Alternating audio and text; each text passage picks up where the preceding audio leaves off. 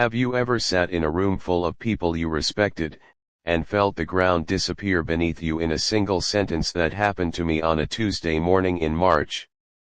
I remember it was raining, because I remember staring at the water sliding down the conference room window while my boss tore me apart in front of 11 of my co-workers, people I'd worked beside for 3 years, people whose opinion of me mattered. I didn't cry. I didn't argue. I just sat there and took it, because that's what I'd always done. But what my boss didn't know, what he couldn't have known, was that humiliating me that morning was the first domino in a chain of events that would end his career, expose years of his lies, and hand me something I never asked for: justice, served cold, slow, and complete. This is that story. Stay with me till the end, because the ending is the part nobody sees coming. Part 2: Who I was before 1:30 to 5 o'clock. My name doesn't matter for this story, so let's just say I was the kind of employee every company says it wants and secretly takes for granted. I joined the marketing department of a mid-sized logistics company 3 years earlier, straight out of a rough patch in my life: a divorce, a move to a new city, and a bank account that made me flinch every time I checked it. The job wasn't glamorous, but it was stable, and stability was exactly what I needed. I worked harder than almost anyone in that office. I came in early. I stayed late. I picked up the projects nobody wanted, the ones with impossible deadlines and difficult clients, because I told myself that if I just kept proving my worth, eventually someone would notice. Someone did notice, just not in the way I expected. His name, for this story, was Richard. He was the regional director, a man in his late 40s with an expensive watch, a booming voice, and a talent for making people feel small that he'd clearly been practicing for decades. Richard had a certain kind of charm in front of upper management: confident, articulate, always ready with a joke that made the executives laugh. But underneath that charm was something colder. Richard built his reputation, I would later learn, not just on his own work, but on the quiet theft of other people's effort. I didn't see it at first. I wanted to believe the best about people, especially the people I answered to. I told myself that his sharp comments in meetings were just his style, that his habit of taking credit for team projects in front of senior leadership was just how business works. I made excuses for him the way people do when they need their job more than they need the truth. Looking back, I can see all the warning signs I ignored. The credit he took for a campaign I'd built from scratch. The way he'd interrupt me mid-sentence in meetings, only to repeat my own idea moments later as though it were his. The subtle jabs disguised as jokes. I absorbed all of it, because I believed that if I just worked hard enough and stayed patient enough, it would eventually be recognized. I was wrong. And that Tuesday in March, I found out exactly how wrong. Part 3: The Humiliation. 5 to 10 o'clock. We were in the middle of preparing for the biggest client pitch of the year, a nationwide retail chain that could have doubled our department's revenue if we landed the contract. I had spent 6 weeks on that proposal. Nights. Weekends.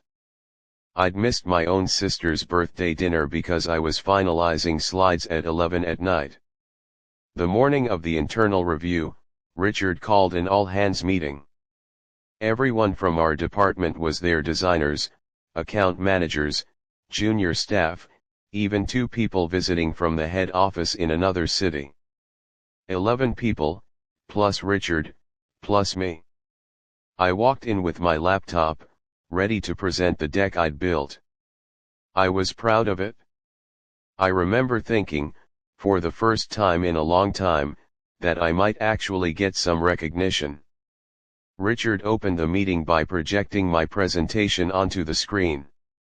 He scrolled through it slowly, silently, for almost a full minute while the room sat in uncomfortable silence. Then he looked up, not at me, but around the room, playing to his audience. "This," he said, gesturing at the screen, "is what happens when someone spends 6 weeks and still can't get the basics right." A few nervous laughs rippled through the room, the kind of laughter people give when they're not sure if it's safe to stay quiet. He went on.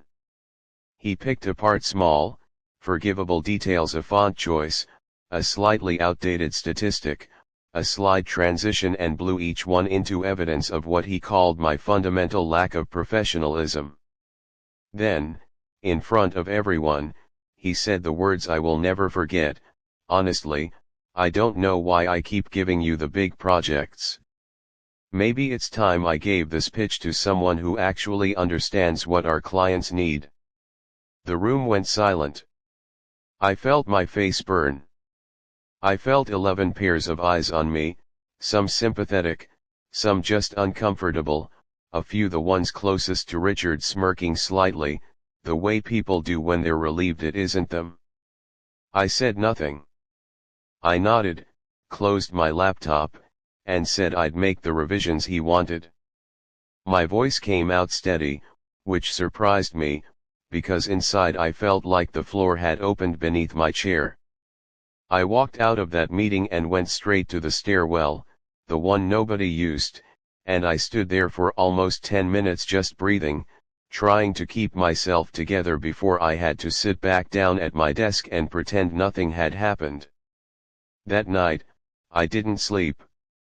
I replayed the meeting over and over, the way you press on a bruise just to feel that it's still there.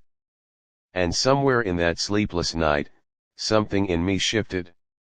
I wasn't going to explode.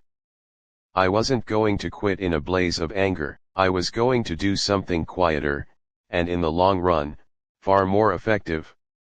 I was going to start paying attention.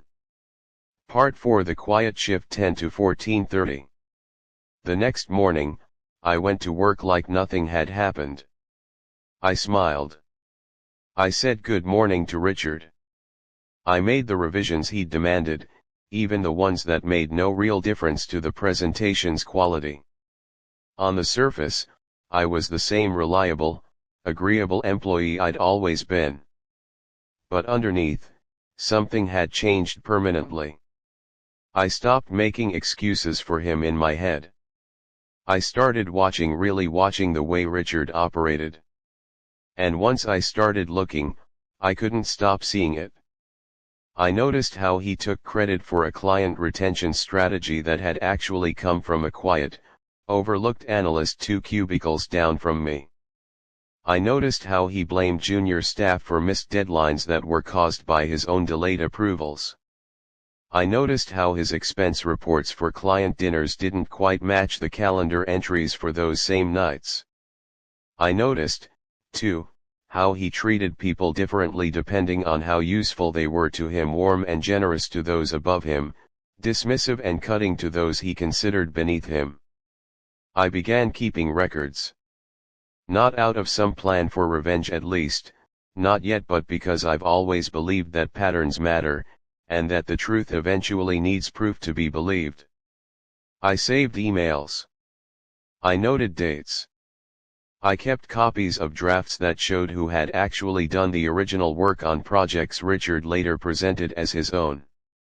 I also started rebuilding myself outside of his shadow. I began speaking directly to clients when I could, letting my own work speak without his filter. I built relationships with colleagues in other departments, people who didn't report to Richard and had no reason to see me the way he wanted me seen. Slowly, quietly, I started becoming someone whose value existed independently of his approval. Meanwhile, Richard's behavior didn't slow down. If anything, humiliating me in that meeting seemed to embolden him. He'd developed a habit, I realized later it wasn't new, just newly aimed at me, of using one person as an example in front of the group, a kind of public sacrifice meant to keep everyone else compliant through fear. For weeks, I was that example. A missed comma in a report became sloppy work. A reasonable question in a meeting became wasting everyone's time. I kept my head down. I kept documenting. And I kept doing my job better than anyone else in that department, because I refused to give him the satisfaction of watching me shrink. Part 5. The first cracks, 1430 to 1900 hours. Karma, I've learned, rarely arrives like lightning. It usually arrives like water, slow, patient, finding every crack in a structure until the whole thing gives way. The first crack appeared about 2 months after the humiliation, when the company brought in an external consultant to review departmental performance ahead of a planned restructuring. The consultant's name was Elena, and unlike most of the people Richard had learned to charm, she wasn't interested in charisma. She was interested in numbers, timelines, and who had actually produced what. Elena started requesting documentation, project histories, timelines, original files with metadata showing creation dates and authorship. Richard, confident as ever, waved off most of these requests to his assistants, assuming his reputation would carry him through as it always had. But I had already been documenting everything. When Elena's review reached our department's biggest projects, including the retail pitch I had built and Richard had criticized in front of everyone, the original files told a story that was very different from the one Richard had always presented to leadership. Timestamps showed who had actually built each proposal from the ground up. Draft histories showed whose ideas had originated where. Email chains showed who had done the late-night work while Richard sent single-line replies from what were clearly restaurant reservations and, on at least one occasion, a golf course. I didn't hand any of this over dramatically. I didn't march into Elena's office with a folder and an accusation. When she asked me directly, in a routine interview, to walk her through the timeline of the retail pitch project, I simply told the truth, calmly, with the dates and files to support it. I didn't editorialize. I didn't say Richard was a bad manager. I just answered her questions honestly, the way anyone should be able to in a workplace that claims to value integrity. It turned out I wasn't the only one Elena talked to. Others in the department, once they realized someone was finally asking real questions, started answering honestly too. The junior analyst whose retention strategy Richard had claimed as his own. The account manager whose overtime had covered for Richard's missed deadlines more times than anyone could count. Slowly, a pattern the whole department had quietly known about for years began to surface in a place where it actually mattered, in a formal review, with documentation, in front of people with the power to act on it. Part 6. The unraveling, 1900 hours to 2400 hours. Richard didn't see it coming, because men like Richard rarely do. Confidence built on other people's fear doesn't leave much room for self-awareness. About 6 weeks after Elena's review began, the company held its quarterly leadership meeting, the same kind of room, the same kind of audience that had once watched Richard humiliate me. Except this time, the person standing at the front of the room, presenting findings to the regional vice president, was Elena. I wasn't in that meeting. I heard about what happened the way most office stories travel secondhand, in fragments, over the following days. But the fragments were consistent enough that I trust them. Elena's report didn't accuse anyone directly at first. It simply laid out data, project ownership timelines, expense report inconsistencies, a pattern of turnover among Richard's direct reports that was nearly triple the rate of any other department in the region, and exit interview notes normally confidential, but pulled in aggregate, that repeatedly cited the same manager's name as a reason for leaving. The vice president, according to people who were there, asked Richard directly to explain some of the expense discrepancies. Richard, who had built his entire career on confident improvisation, apparently stumbled. He offered explanations that didn't match the dates. He blamed administrative error. He blamed his assistant. He blamed, At one point, the accounting software itself. It wasn't one single catastrophic lie that brought him down. It was the accumulation of dozens of small ones, each individually forgivable, together impossible to ignore. Within 2 weeks, Richard was placed on administrative leave pending a full investigation. The department was told only that there were some process concerns being reviewed. But offices are never as discreet as companies want them to be, and within days, most of us understood roughly what was happening. I want to be honest with you here, because this story isn't really about villains and heroes, it's about what happens when the truth is finally allowed to catch up to someone. I didn't feel triumphant when I heard the news. I felt something quieter, more like relief mixed with a strange kind of sadness. I hadn't wanted Richard destroyed. I had just wanted, for once, for the truth to matter more than his charm. Part 7 The Public Reckoning 24:00, 27:00. The final chapter of Richard's time at the company played out, fittingly, in almost the exact same room where he had humiliated me all those months earlier. The department was called in for what was described as a restructuring announcement. Richard was not there. Instead, the regional vice president stood at the front of the room and, in careful, formal language, announced that Richard was no longer with the company, effective immediately, and that a new interim director would be taking over departmental operations. There was no dramatic public shaming, companies rarely allow that, and honestly, I wouldn't have wanted it. But there was a moment, a very small moment, when the vice president looked directly at me and said, in front of everyone, that the retail pitch, the one Richard had torn apart in that very room, had, according to the client, been one of the strongest proposals they'd received all year, and that the client had specifically praised the person who built it. I hadn't known that. Richard never told me. He'd taken my work, criticized it publicly, and then quietly kept the client's praise for himself, the same way he'd kept credit for so many things that weren't his. That morning, in front of the same 11 people who had watched me get humiliated, I was offered the interim leadership role for the department. I didn't gloat. I didn't bring up the meeting from months earlier, though I noticed a few people in the room glance at me, remembering it too. I simply said thank you, and that I looked forward to supporting the team. That was it. No speech. No confrontation. Just quiet, earned recognition, arriving exactly where it belonged. Part 8 What I Learned 27:00, 29:00.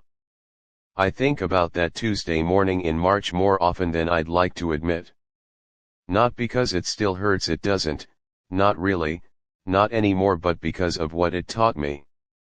I used to believe that if I just worked hard enough, stayed quiet enough, and never made waves, fairness would find me eventually on its own. I don't believe that anymore, not exactly. Fairness doesn't usually announce itself. It has to be built, patiently, out of documentation, integrity, and the simple discipline of telling the truth even when it's inconvenient. I also learned that karma, if it exists at all, doesn't work the way we imagine in the heat of our anger. It's not a lightning bolt. It's not a satisfying comeback line delivered in the moment. It's slower than that, and quieter, and it usually requires the person who was wrong to keep showing up, keep doing good work, and keep being honest, not for revenge, but because that's simply who they are. Richard humiliated me because he believed, correctly at the time, that I would absorb it and stay silent. What he didn't understand was that staying calm and staying silent aren't the same as staying passive. I never once lied about him. I never once sabotaged him. I simply refused to keep protecting him with my silence, and the truth did the rest. If you're going through something similar right now, if you've sat in a room and felt that same humiliation, that same helplessness, I want you to hear this clearly: you don't have to burn anything down to see justice done. Sometimes the most powerful thing you can do is keep your integrity intact, document the truth, and trust that patterns eventually reveal themselves to the people who are paying attention. Part 9, Closing 29:00, 30:00. Richard never contacted me after he left. I heard, secondhand, that he found a role at a smaller company a few states away. I hope, honestly, that he learned something from what happened, not because I wish him further harm, but because carrying that kind of dishonesty forward only ever catches up with you again. As for me, I still work in that same office, in that same building, though my title is different now, and so is the way people look at me when I walk into a meeting. Sometimes, late in the afternoon, I pass by that stairwell, the one where I once stood alone, trying to hold myself together after being humiliated in front of everyone I worked with. And every time, I remember that the version of me who stood there that day had no idea what was coming. She just knew she wasn't going to give up, and she wasn't going to become someone else's villain to prove a point.